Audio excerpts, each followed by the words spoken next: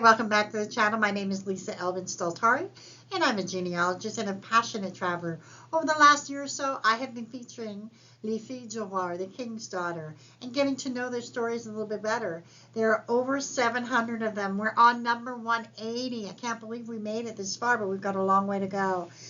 Before we begin, let me show you ways you can support the channel. Subscribe, like, notify. All these keep you in the know and also help spread those logarithms and how they do it. I have super thanks that YouTube has now permitted me to have because I reached 1,000 subscribers. Thank you, everyone who helped me reach that goal. And so you can donate that way. There's also Patreon and Coffee that are two other platforms if you're familiar with it. I have the links to the to both of those websites on my in the notes section. So have a look at that. And I also want to give a shout out to all of you who have contributed and helped me so much in the last year or so. Appreciate your donations and your thumbs up and all of that. So thank you. Let's get started, shall we? Today's episode is episode 180, Marguerite Francoise Moreau. And she was suggested first by a viewer. So I looked in my files and guess what I found? My best friend. This is one of her grandmothers. Her daughter on her father's side. This is one of her great grandmothers. So her daughter, my best friend's daughter, is actually related through both lines, which happens a lot. And then we also have one of my dear friend's husband who has French Canadian ancestry. This is also one of his great grandmothers. They know who they are. So let's get started and find out Marguerite Françoise and what's her story. Marguerite Françoise was born in 1651 in Paris, France, in the parish of Saint-Sulpice. Her parents were François Moreau and Françoise Gagne. Can you imagine that family? You've got François Moreau, Françoise Gagne, and Marguerite Françoise. Wow, I just love that. And she was born, the church that she would have been born in too, or baptized, is the Church of Saint-Sulpice, which is one of the, second largest churches in Paris, only slightly smaller than Notre Dame. And it is found in the 6th arrondissement, we'll get to in a minute. It is dedicated to Sulpicius the Pious. Construction of the present building began around 1646. So guess what? First 5 years, there she was. And during the 18th century, they did obviously lots and lots of renovations as well. That 6th arrondissement that she's from, also called Luxembourg, is an extremely cultural and educational area of France. You can see how Paris is laid out in those circles, right? So she's in the 6th arrondissement, and 6th arrondissement is one in which it really is situated on the rive gauche, the left bank of the River Seine. So whenever you hear the left bank, you're thinking about that. It includes such world-famous educational institutions as the École nationale supérieure des beaux-arts, the École des hautes études en sciences sociales, Institut de France, and some of the very famous monuments one of the most visited areas of France. And we can see that the 6th arrondissement was also a place, the cafe culture where Jean-Paul Sartre and Simone de Beauvoir and all of these Françoise Séguin would, converse and would be part of that area. It is truly a very, very prestigious area, and is also one of the richest area in terms of the average income. It's very bohemian, very intellectual. I doubt that's the way it was, but I always like to give you a flavor of if you're doing the visit to this area of France, I kind of want you to have that picture in your head as well. And of course that picture up is a picture of it currently, present day, 6th arrondissement. So let's find out why she comes to New France. So after her father's death, she sails on the Nouvelle France. July 30th, 1670 is its first port in Quebec City, but she would go on to Montreal. And so I don't know the exact date of when she arrived in, I suspect it's within that week. and she carried with her a dowry worth about 150 pounds. So when Marguerite Francoise sailed, she was about 15 or 16, so she would have stayed at the Maison Saint-Gabriel. It's not just for people who were very young, but certainly the fact that she was that young certainly was a blessing that she was able to find that structure there. Let's talk a little bit about Maison Saint-Gabriel, Marguerite Bourgeois, who was the founder of the Congregation de Notre-Dame de Montréal. She was by far the most influential woman in Quebec and certainly Montreal's history. She was born in France in 1620, and in 1653 she was invited to come to New France and establish a religious congregation and school by none other than Paul de Chaumetti, Sieur de Maisonneuve, the governor of the French settlement of Montreal. She did establish the Notre Dame congregation and helped organize its church. The governor allowed her to use a stable as the first schoolhouse, and this in turn became the first public school in Montreal. By 1663, she continued her work with the Filles du Roi by using the farm she had purchased on Pointe Saint-Charles, and this picture here is the Maison Saint-Gabriel, to feed the poor and create a source of revenue for the church. So while she was doing that, the Filles du Roi would come here and receive instruction on their new lives, including cooking and sewing, and the sisters would oversee the selection of the husbands. Marguerite would continue until her death, creating education and religious institutions that would help the struggling town of Ville-Marie become one day the mighty Montreal. Marguerite Bourgeois was made a saint in 1982, and she was the first Canadian woman to be canonized. So truly amazing. The fact that Marguerite Françoise would have that connection with this amazing woman tells us, that's a story in and of itself. So the groom that she would eventually select, and who would select her, the nuns would obviously help that along. Mathieu Fay de Lafayette was born in 1641 in Saint-Jean-d'Aubrigaud in France. His parents were Claude Fay and Marie Soulier. This is the church. It's called, the church up here, it's called Église Saint-Jean-Baptiste. Dates from about the 12th century. There are about 174 people living in this small village as of 2019. You can see that the region is actually a region I don't see a lot of I haven't seen a lot. It's Auvergne-Rhône-Alpes département, so it really is very close to Switzerland and all of the rest of the Europe.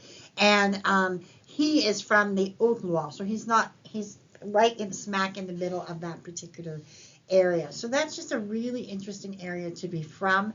Very, very rural. So he would come to New France. Why would he come to New France? As so many did before him, he would arrive in New France on August 17th, 1665, as part of the Carignan Regiment and with the Varennes Company. So despite the fact that she is so young, within a few months of getting married, Mathieu and Marguerite would marry at the Notre Dame Cathedral. This is their marriage record, and they were married September 30th, 1670. Let's see where they end up settling. So they would settle at a place called La Prairie. La Prairie, which means the meadow, was first given to the Jesuits in 1667. The seigneury would develop slowly, but by 1687 it had both a flour and a sawmill. In 1691, the lumber would act as a barrier to the attack from the mercenaries who came from New England. A few years later, a small wooden church was built. So it was really a place where they suffered greatly from the threat of Indian attacks. This is the 1681 census. We have Mathieu, Marguerite, Marie, André, Jean. The 4 children were born at this point. And they have 1 gun. They have 8 goats and 8 avalar, about 6 acres of land. So they would go on to have 11 children. Anne would pass away before the 1681 census. Marguerite would marry Joseph Bernard and have 7 children, all of whom made it. Marie would marry Pierre Bourdeau and have 9 children, 8 of whom would make it. André would die tragically at age 17. Jean would die at 5 years of age. Marie-Angélique would marry Pierre Roy and have 11 children, 9 of whom would make it to adulthood. Jeanne would marry Antoine François Rougier and have 7 children, 5 of whom would make it. Anne would die at age 3. François would die in infancy. Marianne married Jean-Baptiste Bondy, but did not have any children. Marie-Elisabeth married Pierre Saint-Côme and also did not have any children. That I can ascertain. Let me know if you got other information. So tragically, Mathieu would die at the hands of the Iroquois on August 29, 1695, along with his son André. He was just 54 years old, and he and Anne would have celebrated their 25th wedding anniversary the following month. Their son André had celebrated his 17th birthday the month before. Just horrific. As is so typical in New France, when one is suddenly left a widow, one man dies and another arrives. Let's see who shows up to be her hero. His name, Jean Lefort de la Prairie. He was born in 1669, making him considerably younger than our Fille du Roi. But he was born in Saint-Jean d'Argely in France. His parents were Isaac Lefort and Anne Thibault. Saint-Jean d'Argely is a commune in the Nouvelle-Aquitaine region and found in the Charente-Maritime department that we can see. The commune was actually founded in the 9th century as an abbey to house an artifact of St. John the Baptist. It was rebuilt in the 14th, 17th, and 18th century. I'm just fascinated by this story. So I would love, and that little picture up there is just something that I found to represent what Saint Jean d'Argely looks like, but it looks like you could be literally stepping back in time. So a little bit more than a year after the tragic loss of her husband, she marries Jean, November 2nd, 1696, at La Prairie. So the family would grow once more. We have Jean, Pierre, and Paul. And we have Jean, who married Marguerite Favreau and had 4 children, all of whom made it. Pierre, I have no other information. This information comes from the fabulous, the one and only Peter J. Gagne's book. Not really sure, if there's something else that I need to know. So please let me know. Paul died apparently after a long illness. So there's only one descendant from this particular marriage. So let me know if you are from the second marriage.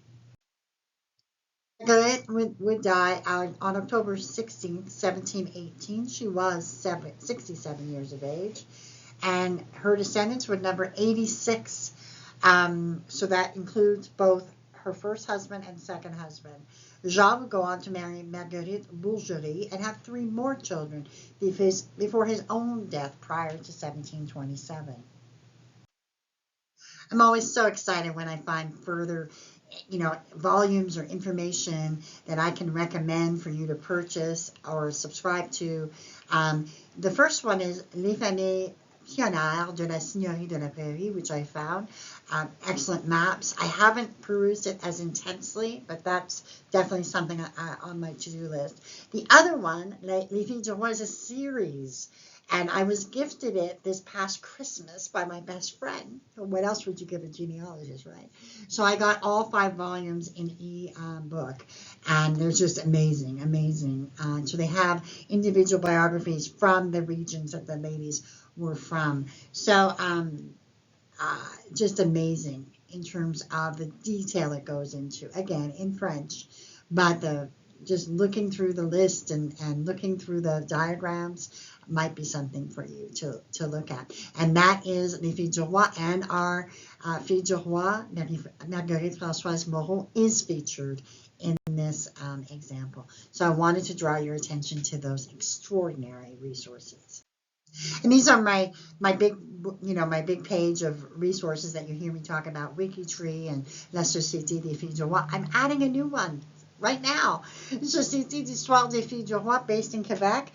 They are actually the producers of the book I just recommended, and have lots of volumes and lots of information. I plan on joining this society probably in the next month or so, as soon as I have a moment to fill out all the paperwork. It's definitely something to look into. So check that out as well. I have put the links to that website as well as all the others. Thank you so much for joining me on episode 180, Marguerite Françoise Moreau. She was able to form 2 families And even though came across as a fairly young lady, she definitely was able to persevere and continue the journey and make certain that she was remembered because her 86 descendants have grown and multiplied, I suspect. So I can't wait to hear from you. Those of you who are descendants of Marguerite Francoise Moreau, please specify which husband. I'm fascinated to know how long the line has gone on in terms of those two marriages she had. So we thank Marguerite Francoise for her bravery and her commitment to her family.